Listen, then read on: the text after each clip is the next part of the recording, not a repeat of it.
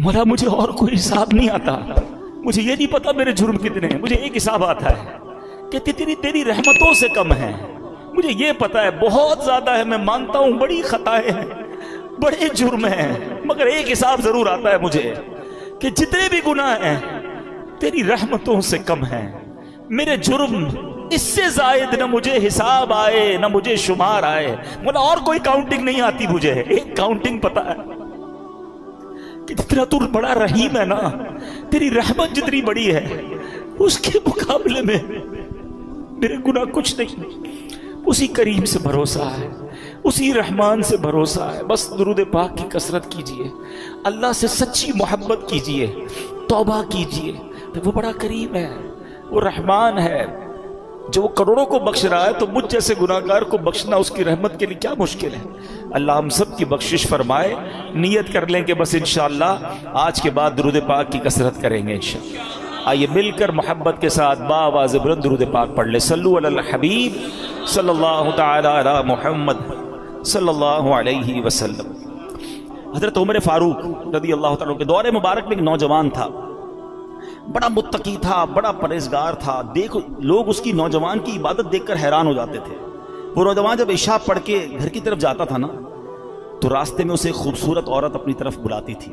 وہ بڑی نیک طبیعت کا مالک تھا، اس کی طرف توجہ نہیں کرتا تھا اور نکل جاتا تھا. ایک دن جب وہ گزرا تو عورت نے اس کو پھر بلایا. اب انسان تھا، شیطان نے اس پر حملہ کیا، وہ بھی اس کی طرف مائل ہو گیا. مگر جیسی عورت کے قریب ہوا نا تو اسے اللہ کریم کا یہ فرمان یاد آیا، ان الذین اتقوا اذا مسهم طائف من الشیطان تذکروا فاذا هم مبصرون. بے شک پرہیزگاروں کو جب شیطان کی طرف سے کوئی خیال آتا ہے تو وہ فوراً حکم خدا یاد کرتے ہیں، پھر اسی وقت ان کی آنکھیں کھل جاتی ہیں. اس آیت کریمہ کے یاد آتے ہی اس کے دل پر ایسا اللہ کے خوف کا غلبہ پیدا ہوا کہ خوف الہی سے کانپتے کانپتے وہ بے ہوش ہو گیا. جب بڑی دیر ہو گئی گھر نہیں پہنچا تو اس کا بوڑھا باپ ڈھونڈنے نکلا تو دیکھا کہ نوجوان تو راستے میں بے ہوش پڑا ہوا ہے. اس کو اٹھایا، اپنے گھر لایا. اس کو جب ہوش آیا تو اس نے پھر اپنے والد کو واقعہ سنایا. واقعہ سناتے سناتے پھر اسے آیت کریمہ یاد آئی. پھر وہ آیت کریمہ اس نے پڑھی تو اس کی زوردار چیخ نکلی اور اس کا دم ہی نکل گیا. حضرت عمر فاروق رضی اللہ تعالیٰ کو اس نوجوان کے بارے میں پتہ چلا کہ ایسا نوجوان اتنا خوف خدا والا، اور اللہ کے خوف سے اس کا انتقال ہو گیا. آپ اس کی قبر پر آئے اور یہ آیت کریمہ پڑھی، وَلِمَنْ خَافَ مَقَامَ رَبِّهِ جَنَّتَانِ. جو اپنے رب کے حضور کھڑے ہونے سے ڈرے اس کے لیے 2 جنتیں ہیں. حضرت عمر فاروق جب یہ آیت پڑھی نا تو قبر میں سے اس نوجوان نے جواب دیا، اے امیر المومنین، میرے رب نے بے شک مجھے 2 جنتیں عطا فرما دی. ہاں، جب رب بخشنے پہ آتا ہے نا تو کریم ہی جو ٹھہرا تو کرم کے کیا ٹھکانے، تو نوازنے پہ آئے تو نواز دے زمانے. بات یہ ہے کہ اللہ سے دوستی بندہ کر لے، اللہ کا خوف تو دل میں رکھے نا. چھپ چھپ کر گناہ ہو رہے ہیں، اللہ کو ناراض کیا جا رہا ہے، موج مستی ہو رہی ہے، اللہ کی بارگاہ میں پیش ہونے کی فکر ہی نہیں ہے، یہ نہ کرو.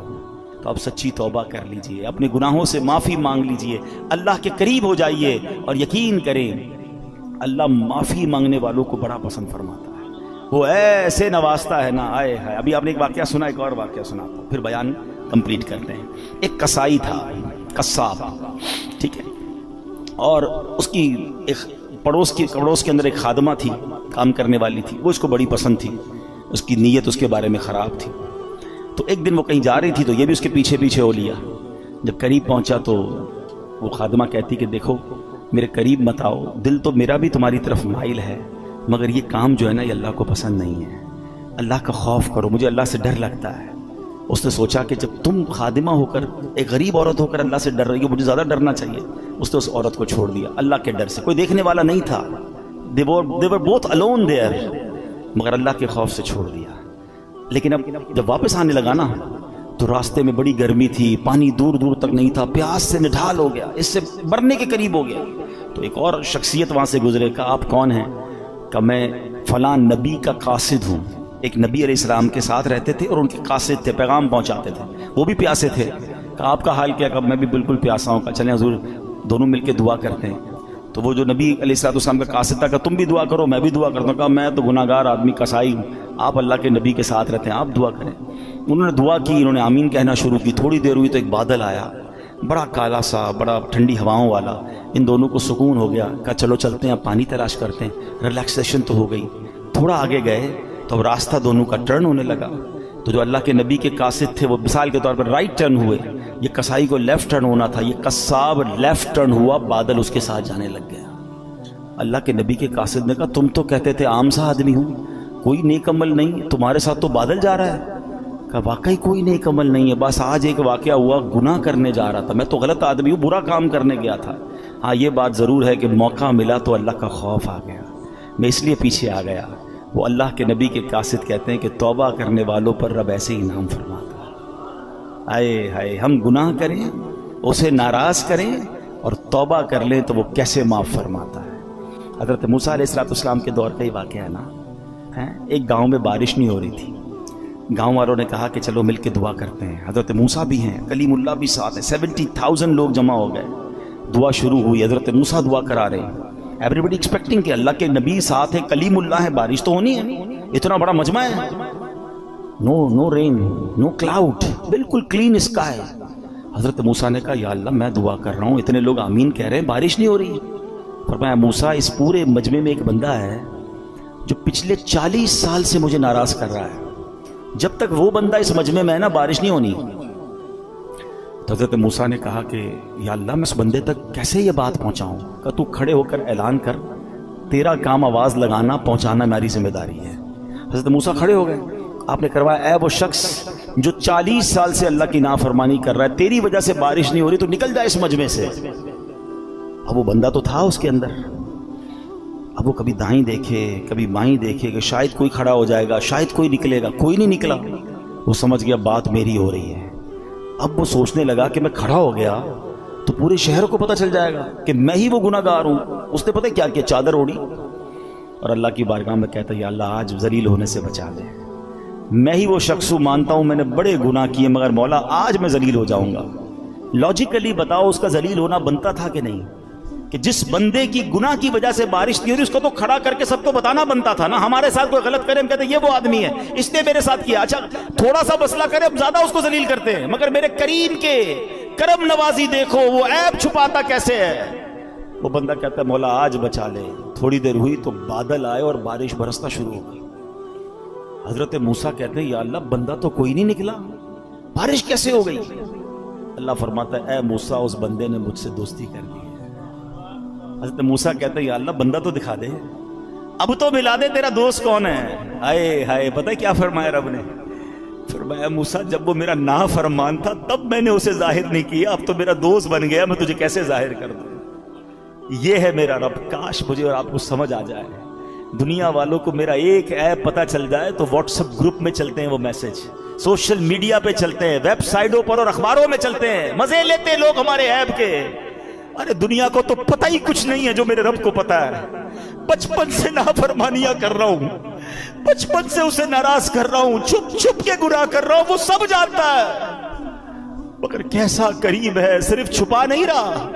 وہ صرف چھپاتا تھا وہ بھی بڑی مہربانی تھی، وہ عزتیں بھی دے رہا ہے، وہ نعمتیں بھی دے رہا ہے، وہ مجھے کھلا بھی رہا ہے، وہ مجھے بڑا بھی کر رہا ہے، مجھے رزق بھی دے رہا ہے، مجھے میری فیملی کا سکھ بھی دے رہا ہے، مجھے دولت بھی دے رہا ہے، کیونکہ دے تو وہی رہا ہے نا. اس کو سب پتا ہے، وہ پھر بھی دے رہا ہے. اس کو سب پتا ہے، پھر بھی ہم اس سے دوستی نہیں کرتے، پھر بھی ہم اس کو راضی نہیں کرتے. کب تک اسے ناراض کرو گے بھائی؟ آج کر لو توبہ، آج کر لو اس سے دوستی. وہ شاعر کہتے ہیں نا تجھے تو خبر ہے میں کتنا برا ہوں، تجھے تو خبر ہے میں کتنا برا ہوں، تو عیبوں کو میرے چھپایا الہی، تو عیبوں کو میرے چھپایا الہی. تو آج سچی توبہ کر لے، چھوڑ دے گناہ. اگر نماز قضا ہو رہی ہے اب نماز قضا نہ کریں. شب برات کروڑوں بخشے جائیں گے مگر حدیث میں 6 قسم کے گناہ گار بتائے گئے جو نہیں بخشے جائیں گے. ہاں، شراب کا عادی نہیں بخشا جائے گا، ماں باپ کا نافرمان نہیں بخشا جائے گا، زنا کرنے والا بدکاری کا عادی نہیں بخشا جائے گا، رشتہ داریاں کاٹنے والا نہیں بخشا جائے گا، چغل خور نہیں بخشا جائے گا، ایک روایت کے مطابق تکبر والا لباس پہننے والا نہیں بخشا جائے گا، تصویریں بنانے والے مجسمے بنانے والے نہیں بخشے جائیں گے. خدا را آج توبہ کر لیجئے، راضی کر لیجئے اللہ کو. اگر یہ گناہ ہو بھی گئے نا تو بڑا کریم ہے، توبہ کریں اور نیت کریں کہ آج کے بعد ہماری کوئی نماز قضا نہیں ہوگی. آج کے بعد انشاءاللہ نہ شراب کے پئیں گے، نہ شرابیوں کے قریب جائیں گے انشاءاللہ. ایسی محفلوں میں بھی نہ جائیں کہ جو ہمیں ان گناہ گاروں کے ساتھ بیٹھ کر آپ کیسے امید رکھتے ہیں کہ میں شرابیوں، جواریوں، بدکاروں کے ساتھ بیٹھ کر اللہ کا نیک بندہ ہو جاؤں گا اور اللہ مجھ سے راضی ہو جائے گا. تھوڑے دنوں پہلے تو کووڈ وائرس آیا تھا، ڈسٹنس کیسا رکھتے تھے؟ Social distance. سوشل کتنا سمجھ آ گئی تھی، نہیں بھائی دور رکھو اس کو، اس کے اندر وائرس ہے یا وائرس جیسی سمٹمز ہیں. ادھر لعنت برس رہی ہے شرابیوں پر، تم اس کے ساتھ بیٹھے ہو. جو بدکار ہیں، جو جوئے کھیل رہے ہیں، آپ کہتے ہیں میں نہیں پیتا میں بیٹھتا ہوں. کیوں بیٹھنا ہے ان کے ساتھ؟ جدھر میرا رب ناراض ادھر اس کے ساتھ میں نے کیوں بیٹھنا ہے؟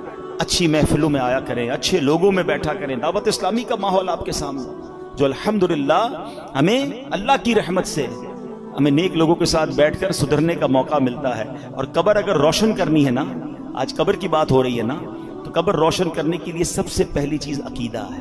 اللہ پاک سے متعلق، رسولوں، صحابہ، اہل بیت سے متعلق، اولیاء کرام کے بارے میں سب عقیدہ بالکل ہمارا قرآن و سنت کے مطابق ہونا چاہیے.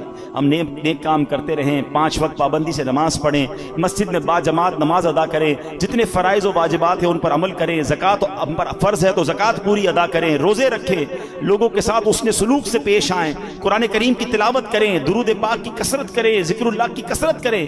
انشاءاللہ یہ سارے کام قبر روشن کرنے والے کام ہیں. اور سبحان اللہ ایک اور بڑا پیارا عمل ہے، حدیث پاک میں آیا ان الصدقہ لتطفئ علی اہلھا حر القبور. بے شک صدقہ کرنے والوں کو صدقہ قبر کی گرمی سے بچاتا ہے. وانما یستظل المؤمن یوم القیامۃ فی ظل صدقاتہ. اور بلا شبہ مسلمان قیامت کے دن اپنے صدقے کے سائے میں ہوگا. خوب صدقہ و خیرات کرنا چاہیے. حدیث پاک میں آتا ہے صدقہ برائیوں کے 70 دروازوں کو بند کرتا ہے. صدقہ دینے والا قیامت کے دن اپنے صدقے کے سائے میں ہوگا. صدقہ گناہوں کو ایسے مٹا دیتا ہے جیسے آگ پانی کو بجھا دیتا ہے. تو ان مہینوں میں اللہ کی راہ میں خرچ کریں، اپنے غریب مسلمانوں پر خرچ کریں، اپنے رشتہ داروں پر خرچ کریں، اپنے ملازمین پر ذرا تھوڑی سی آسانی کریں. اچھا ہم ایک بڑا جملہ آج کہنے لگ گئے، بھائی مشکل ہو تو مجھ سے مانگ لینا، چاہیے ہو تو مجھے بتا دینا. سفید پوش آدمی بتائے گا نہیں آپ کو. میں آپ کو ایک فارمولہ بتا دیتا ہوں، ویسے آپ کو بھی پتا ہے لیکن شاید وہ سمجھنے کے لیے لوگ تیار نہیں ہیں. جس کی بھی اس وقت 40-50 ہزار سے کم آمدنی ہے نا، وہ بیچارہ ہینڈ ٹو ماؤتھ ہی ہے. وہ نہ بھی بتائے تو آپ اس کو دے دیں، اس کو ضرورت ہے. یعنی ہم کیوں یہ کہتے ہیں کوئی مجھے مانگے تب میں دوں گا؟ مانگنے پر مجبور کر رہے ہیں آپ کو، اور مجھے رب بن مانگے نہیں دے رہا. آپ یہ بنو نا. اب ہم سحری افطاریاں بہت سارے لوگ مسجدوں میں کراتے ہیں، میں کہتا ہوں کرانا چاہیے، لیکن آپ سوچیں مسجد میں نمازی پھر بھی سحری افطاری میں بہت اچھا کھا لیتے ہیں. کئی ہماری بہنیں مسجد میں تو نہیں آ سکتی نا، ان کے گھر میں کیا بنتا ہوگا؟ آپ گھروں میں پہنچانے کی عادت بنائیں. گھروں روڈوں پہ سحری افطاری ہو رہی ہے ٹھیک ہے، لیکن اس سے زیادہ ضروری ہے کہ آپ بغیر بتائے کسی کے دروازے پر آپ کے، میں کہتا ہوں ڈھونڈنے کی بھی ضرورت نہیں ہے. آپ کے اپنے ملازمین دیکھ لو یار، آپ کے اپنے رشتہ دار دیکھ لو، اپنے پڑوسی دیکھ لو. 40,000 سے جس کا اسکیل 50,000 سے نیچے ہے نا، آپ اس کو راشن بھیجو گے وہ خوشی خوشی رکھ لے گا. یہ پچھلے دنوں کی بات ہے، ایک بھائی بتا رہے تھے ہم راشن بانٹ رہے تھے تو ایک بندہ آیا اور اس راشن بانٹنے والے کو کہتا ہے میں اپنے داماد کے ساتھ آیا ہوں اس لیے ابھی تو میں آپ سے راشن نہیں مانگ رہا، میں تھوڑی دیر بعد آؤں گا تو مجھے دے دینا. اور اس نے دیکھا کہ وہ چھوٹی کون سی گاڑی ہوتی ہے FX، بولے اس گاڑی میں آیا تھا حالانکہ، مگر اس کو بھی راشن کی ضرورت تھی. سب لوگ ہینڈ ٹو ماؤتھ چل رہے ہیں کہ غریب آدمی کے پاس فروٹ لینے کے پیسے نہیں ہیں. ہم میں سے کئی لوگ ہیں جن کے گھر میں روز فروٹ آتا ہے، شاید روز گوشت اور چکن بنتا ہے. ہمیں تو شاید گوشت اور چکن کا دام بھی نہیں پتا، ہم میں سے کئی لوگ وہ ہیں. مگر پوچھے نا غریب آدمی سے، ہفتہ گزر جاتا ہے، اس کے گھر میں بھی روزہ ہو رہا ہے، اس کے گھر میں بھی افطار ہو رہی ہے. یہ وقت ہے جنت کمانے کا، یہ وقت ہے نیکیاں کمانے کا. آپ ایسے گھروں میں آپ لفافہ بنا کے پیسے بھجوا دیں، کوئی مسئلہ نہیں. 15-20 ہزار روپے بھجوائیں گے وہ، آپ زکوٰۃ نہیں تحفہ کہہ کے بھیج دیں. لیکن انشاءاللہ آپ دیکھیں گے چہروں پہ مسکراہٹیں آئیں گی، لوگوں کی عید اچھی ہوگی، لوگوں کی رمضان اچھی ہوگی۔ یہ وقت ہے اور یہ صدقہ ہماری قبر کو روشن کرے گا، ہمیں انشاءاللہ ان دکھیارے مسلمانوں کی مدد کریں گے، نہ جانے ہمارے کتنے غم دور ہو جائیں گے۔ اور پھر ایک اور پرابلم، ہم جو بچ جاتا ہے وہ کیوں بانٹتے ہیں؟ کھانا بچ گیا تو غریب کو دے دیں۔ اس بار ایک پلان کیجئے گا، آپ بے شک 100 آدمی کو افطار نہ کرائیں، آپ اپنے گھر میں جو افطار کرتے ہیں نا، سب سے پہلے آپ کی افطار سے پہلے افطار نکالیں اور وہ اپنے ملازم کو دیں، وہی افطار وہ پہلے کھائے، آپ کے ساتھ یا تو بیٹھ کے کھائے یا کم از کم وہ تو کھائے جو آپ کھا رہے ہیں۔ ہم جو بچتا ہے وہ اس کو کھلاتے ہیں، جو پھینکنے کا ہوتا ہے وہ کپڑا دیتے نہیں۔ اللہ ہمیں کیسا دے رہا ہے اور ہم اللہ کی راہ میں کیسا دے رہے ہیں۔ 4 پارے کی پہلی آیت ہے، لن تنالوا البر حتى تنفقوا مما تحبون، تم اس وقت تک بھلائی کو نہیں پہنچ سکتے جب تک اپنی پیاری چیز اللہ کی راہ میں خرچ نہ کرو، بیسٹ دو، بہترین دو۔ ایک بزرگ تھے، ان کو اچھا بھروسہ بھی بڑا تھا، یہ اللہ کرے وہ بلیف بھی ہمیں مل جائے۔ وہ کہتے ہیں کہ ان کے گھر میں کوئی فقیر آیا پیسے لینے کے لیے، تو اپنی زوجہ کو کہا کہ کچھ ہے، تو اس نے کہا 4 انڈے ہیں، صرف کھانے کے لیے 4 ہی انڈے ہیں، 4 دے دو۔ 4 دے دیے۔ جب 4 دے دیے تو کہا تھوڑی دیر میں انشاءاللہ آ جائیں گے، اتنا بھروسہ تھا۔ تھوڑی دیر ہوئی تو دروازہ کھٹکھٹایا گیا، ایک بندہ آیا، ایک ٹوکری دے کر گیا۔ زوجہ سے کہا ذرا دیکھو کیا ہے، کہا کسی آپ کے دوست نے تحفہ بھجوایا ہے۔ کہا کیا ہے؟ کہا انڈے ہی ہیں۔ کہا چیک کرو کتنے؟ کہا 30 ہے۔ کہا 30 کس حساب سے آئے؟ دیے تو 4 تھے، ایک کے 10 آنے چاہیے۔ لیول آف بلیف، عقیدہ کتنا مضبوط تھا۔ 40 آنے چاہیے، کتنے؟ کہا 30 ہیں۔ دوبارہ گنو، کہتی حضور ہیں تو 40 مگر 10 ٹوٹے ہوئے ہیں، 30 پورے ہیں 10 ٹوٹے ہوئے ہیں۔ کہا سچ سچ بتاؤ جو تم نے 4 دیے تھے اس کی کنڈیشن کیا تھی؟ کہا حضور ہم نے بھی جو 4 دیے تھے نا، 3 پورے تھے، 1 ٹوٹا ہوا تھا۔ بات آئی سمجھ؟ پورے دو گے پورے ملیں گے، ٹوٹے دو گے ٹوٹے ملیں گے۔ اب سمجھ جاؤ دیتے کیا ہو، بچا ہوا پھینکنے والا، وہ اللہ کی راہ میں دینا ہے۔ پھر کیا ایکسپیکٹ کرو گے؟ ارے دو نا دل کھول کے، بہترین سب سے اچھا اللہ کی راہ میں دو۔ دوبارہ جملہ یاد کر لو، پورے دو گے پورے ملیں گے، ٹوٹے دو گے ٹوٹے۔ ہم تو جو بچتا ہے وہ اللہ کی راہ میں دینا ہے۔ بلکہ اتنا پتہ نہیں دنیا سے محبت اتنی ہو گئی ہے، ابھی اگر مسجد کے لیے اعلان ہو نا چندہ دیں، چلو سخاوت کا آج ذہن بن بھی گیا، بھائی 100 روپے دینے، 500 روپے دینے۔ پرس نکالا، 2 100 کے نوٹ ہیں، ایک کڑک والا ایک پرانا پھٹنے والا۔ سچ بتاؤ مسجد کے ڈبے میں کون سا ڈالتے ہیں؟ کیوں؟ پرانا نیا والا 102 کا نہیں ہے، وہ بھی 100 کا ہے۔ اللہ کی راہ میں دینا نا، وہ یار یہ والا دے دو یار، یہ نکالو۔ کمال ہے یار، اپنے بچے کے لیے برانڈڈ چیز لینی ہے، اللہ کی راہ میں پھینکنے والی چیز لینی ہے۔ اللہ دل دیکھتا ہے، اللہ کو تھوڑی چاہیے ان چیزوں کی، اللہ کی بارگاہ میں تھوڑی جاتی ہے میری چیزیں، وہ دل دیکھ رہا ہے کہ یہ بندہ جب بھی میری راہ میں خرچ کرتا ہے جو اس کے کام کا نہیں وہ خرچ کرتا ہے، کہیں ایسا نہ ہو کہ اپنی رحمتوں کو وہ روک لے۔ جب وہ بے گنے دے رہا ہے، میری اوقات سے بڑھ کر دے رہا ہے، تو بانٹو نا۔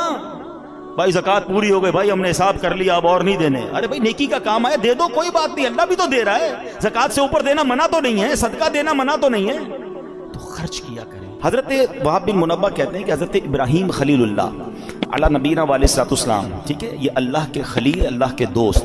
اور اللہ اکبر، موضوع میرا آج نہیں ہے۔